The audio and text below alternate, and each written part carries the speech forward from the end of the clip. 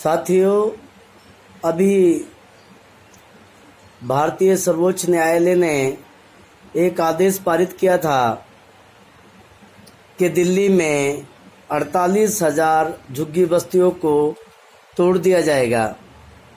जो रेल की पटरी के आसपास जो झुग्गियां बनी हुई हैं, इन 48,000 झुग्गी बस्तियों में कितनी लाखों झुग्गियां होंगी और लाखों झुग्गियों में कितने लोग रहते होंगे। सुप्रीम कोर्ट ने बगैर कुछ सोचे समझे इन लाखों लोगों को बेघर करने का एक तुगलकी फरमान जारी कर दिया। और हद की बात यह है साथियों कि इस देश में करीब 45 साल तक कांग्रेस ने शासन किया और कांग्रेस का भी ये दावा रहा था कि देश में एक भी झुग्गी झोपड़ी नहीं रहेगी, सब लोगों के पास में पक्के अपने मकान होंगे, सबको रोज़गार होगा, कोई बेघर नहीं होगा। और यही दावा भारतीय जनता पार्टी ने भी किया। इसीलिए भारतीय जनता पार्टी को लोगों ने विश्वास करके सत्ता में लेके आए कि हो सकता है कांग्रेस जो काम 45 साल में ना कर पाई वो भारतीय जनता पार्टी करेगी।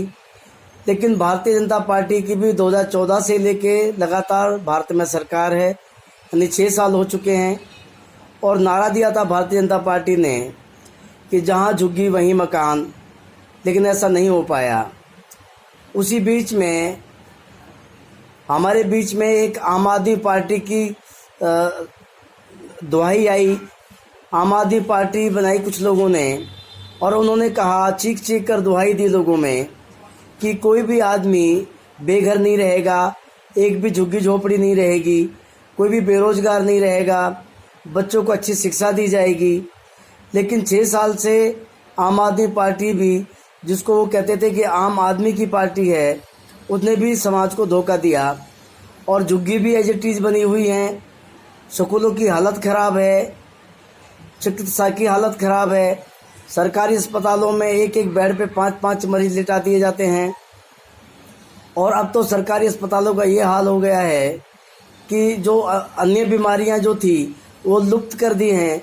सिर्फ और सिर्फ एक कोरोना का चर्चा जो है मीडिया में या सरकार के लोगों के द्वारा लगातार वही जारी आता है बयानबाजी, दूसरी बीमारियों के ऊपर कोई चर्चा नहीं होती है। तो साथियों, ये जो धोखा समाज के साथ हो रहा है, ये कांग्रेस पार्टी, भारतीय जनता पार्टी, आम आदमी पार्टी, क्योंकि ये तीनों के तीनों सत्ता में हैं। दिल्ली में आम आदमी पार्टी की सरकार है, नगर निगम में भारतीय जनता पार्टी की है, केंद्र में भारतीय जनता पार्टी है, और फुल बहुमत से लोगों ने उनको जिता के इसमें हमारे लोकसभा में भेजा है। साथियों, हम अपने मताधिकार से लोक सेवक चुनते हैं, ये भारतीय संविधान का आर्टिकल 326 कहता है। जब हम अपने मताधिकार से, यानी जो हमारे पास अधिकार है, उस अधिकार से हम अपने लिए एक लोक सेवक चुनते हैं। और लोक सेवकों में जो 543 लोक सेवक चुनते हैं, उनमें प्रधान लोक सेवक होता है, जिसको हम प्रधानमंत्री बोलते हैं। और उनसे भी ज़्यादा सुप्रीम पावर हमारे माननीय महामहिम राष्ट्रपति जी चुने जाते हैं, जो बिल्कुल निष्पक्ष होते हैं। वो किसी पक्ष में नहीं रहते हैं, वो सिर्फ और सिर्फ भारतीय जनता के हितकारी होते हैं। लेकिन जब से देश में कोरोना महामारी आई या अन्य तरह की जो जीडीपी गिरी, भुखमरी हो रही है, बेरोजगारी हो गई है और महंगाई इतनी चरम सीमा पे है। एक तो देखिए, लोगों के पास में रोज़गार नहीं है, जो लोग रोज़गार पे थे वो हटा दिए गए हैं। दूसरा, महंगाई इतनी हो गई है कि एक आलू जो 5 या 10 रुपए किलो बिकता था, वो भी आज 40 रुपए किलो मिलता है। और जो सब्जियां हैं, कोई भी 60-70 रुपया से कम सब्जी आपको नहीं मिल रही है बाज़ार में। दूध महंगा है, तेल महंगा है, गैस सिलेंडर महंगा है। ऐसे में देश के लोग कितने दिन और जिंदा रहेंगे? मुझे ऐसा लगता है कि इस भुखमरी से बहुत जल्दी महामारी भारत में फैलने वाली है और हमारा भारत देश बांग्लादेश जैसे गरीब देश से भी बहुत पीछे पिछड़ जाएगा। इसका दोष जनता को नहीं दिया जा सकता, क्योंकि जनता ईमानदारी से अपना मताधिकार का प्रयोग करके और बार बार सरकारें बनाती है, यानी लोक सेवक बनाती है। ये गलती लोक सेवकों की है, जो लोक सेवक अपने कर्तव्य को ईमानदारी से नहीं निभाते हैं। हम लोग आवाम संघ के लोग निरंतर सरकार को आगाह करते आए हैं। करीब करीब 15 साल से हम लोग लगातार छोटी छोटी बड़ी बड़ी सभी समस्याओं के ऊपर जब भी लोकसभा का या विधानसभाओं के सत्र लगते हैं तो हम सुझाव देते हैं कि इस देश को उन्नत बनाने के लिए, एक विकसित राष्ट्र बनाने के लिए सरकार अगर ये कदम उठाती है तो इससे समाज का भला हो जाएगा और भारत एक विकसित राष्ट्र बन जाएगा। लेकिन हमारी चिट्ठियों को लेकर हम धरना प्रदर्शन करते हैं, ज्ञापन दे के आते हैं, हमारी चिट्ठियों को रद्दी की टोकरी में डाल दिया जाता है। इसका मतलब जिनको हम लोक सेवक चुन रहे हैं वो लोक सेवक हमारी बात को अनसुनी करते हैं और मनमाने तरीके से अपना कार्य करते हैं जो उनके मन में आता है। हमारे माननीय प्रधानमंत्री जी तो मन की बात सुनाते हैं, जबकि लोक सेवक और प्रधान लोक सेवकों का काम क्या होता है कि जो मताधिकारी है, जिन्होंने उनको अपने मत से चुना यानी अपने वोट से चुना, उनकी बात करनी चाहिए थी, उनसे सलाह लेनी चाहिए थी, लेकिन ऐसा नहीं होता है। ये बिल्कुल असंवैधानिक है। दूसरा विषय, जो ठेकेदारी या निजीकरण जो हो रहा है ये बिल्कुल गैर संवैधानिक है, क्योंकि संविधान में ये आर्टिकल लिखा हुआ है कि किसी भी निरंतर चलने वाले कार्य में ठेकेदारी नहीं हो सकती।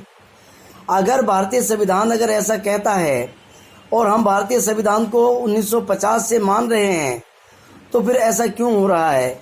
इसका मतलब ये हो रहा है कि हमने भारतीय संविधान के आदेश को नहीं माना, उसकी अवहेलना की है।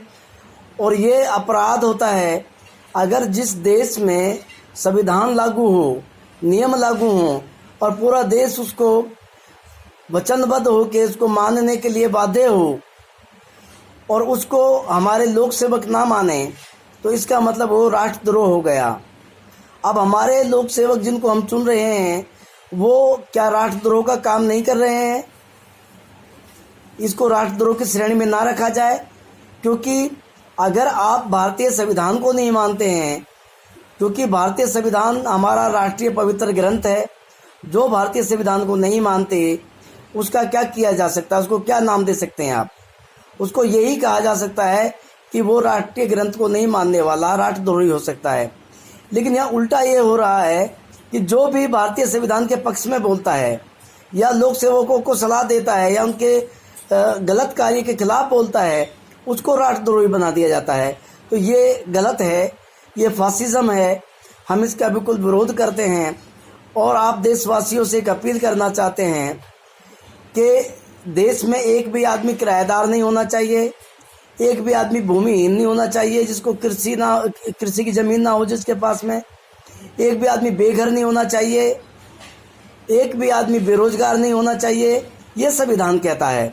हम संविधानवादी लोग हैं, संविधान को अपने धर्म की तरह मानते हैं, क्योंकि संविधान हमारा पवित्र ग्रंथ है और धर्म का मतलब कर्तव्य होता है।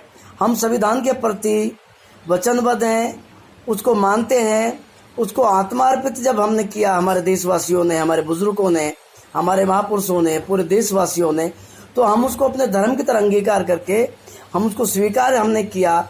और हमने ये देखा है कि भारतीय संविधान में वो सारी सुविधाएं हैं जो एक व्यक्ति को मिलनी चाहिए। धर्म की उपासना है, अभिव्यक्ति है, बोलने की आज़ादी है, सार्वजनिक स्थानों पर आने जाने की आज़ादी है, यानी बराबरी की आज़ादी है। गैर बराबरी को संविधान बिल्कुल नकारता है, उसको नहीं मानता। अगर भारतीय संविधान गैर बराबरी को नहीं मानता तो लोक सेवक जो हमने चुन के भेजे हैं इनको सबसे पहले गैर बराबरी की व्यवस्था को खत्म करना चाहिए था। लेकिन गैर बराबरी की व्यवस्था नहीं हो रही है। अभी एक न्यूज मैंने पढ़ी, किसी आदमी ने अपनी मूंछों को ऊपर तना लिया तो उसका मर्डर कर दिया गया। ये गैर बराबरी की व्यवस्था है। वर्ण, वर्ग, जाति, भाषा, क्षेत्र, ये सारी जो बीमारियां हैं इसको भारतीय संविधान खत्म करता है। लेकिन खत्म कब होगा? जब भारतीय जो लोक सेवक जो हमने चुने हैं वो भारतीय संविधान को अंगीकार करेंगे, धर्म की तरह स्वीकार करेंगे, उसको आत्मा अर्पित करेंगे जैसे हमारे महापुरुषों ने किया था। जब तक ये लोक सेवक ऐसा नहीं करते हैं, मैं कम से कम SL खेरालिया आदिवंशी, मैं कम से कम ये चाहता हूँ कि ये लोग उस श्रेणी में रखे जाएं जो देशद्रोह की श्रेणी आती है, यानी संविधान के विरोधी, मैं इनको मानता हूं। अभी भी मैं इनसे कहना चाहता हूं कि ये संविधान के प्रति अपनी उदारता दिखाएं, संविधान को अंगीकार करें, संविधान के तहत काम करें। और आप देशवासियों से अपील करना चाहता हूं, अगर लोक सेवक ऐसा नहीं करते हैं तो सिर्फ हमारे पास एक ही रास्ता बचता है। वो कौन सा रास्ता है? जन आंदोलन का। हम इनके खिलाफ जन आंदोलन करेंगे। और आप लोगों से अपील करना चाहते हैं, अगर आप हमारे साथ आना चाहते हैं तो हम ये जो विषय मैंने अभी बताए हैं, हम इनके ऊपर जन आंदोलन करेंगे, क्योंकि हमारा मकसद है कि भारत एक संविधानवादी विकसित राष्ट्र बने और सब लोग संविधान को धर्म की तरह अंगीकार करें, संविधान से प्रेम करें। संविधान तभी लागू हो पाएगा, वरना संविधान लागू नहीं हो पाएगा। इसलिए अपील करना चाहूँगा, हम चाहे सरकार हमें जेल में डाले, हमें लाठी डंडे से पीटे, हमें गोली मारे या जो भी करे, लेकिन हम लोग चुप नहीं बैठ सकते। क्योंकि ऐसे घर में भूखे मर के बैठ के महामारी से मरने से बेहतर है कि रोड पे हम समाज के लिए आंदोलन करेंगे, अपने देश अपने राष्ट्र के लिए आंदोलन करेंगे। जो भी साथी हमारे साथ आना चाहता है, हम चाहते हैं कि पूरे देश के लोग इस आंदोलन से जुड़ें। हम संविधानवादी राष्ट्र निर्माण आंदोलन के तहत आवाम संघ वचनबद्धता के साथ आपके साथ खड़ा है। जय भारत, जय संविधान।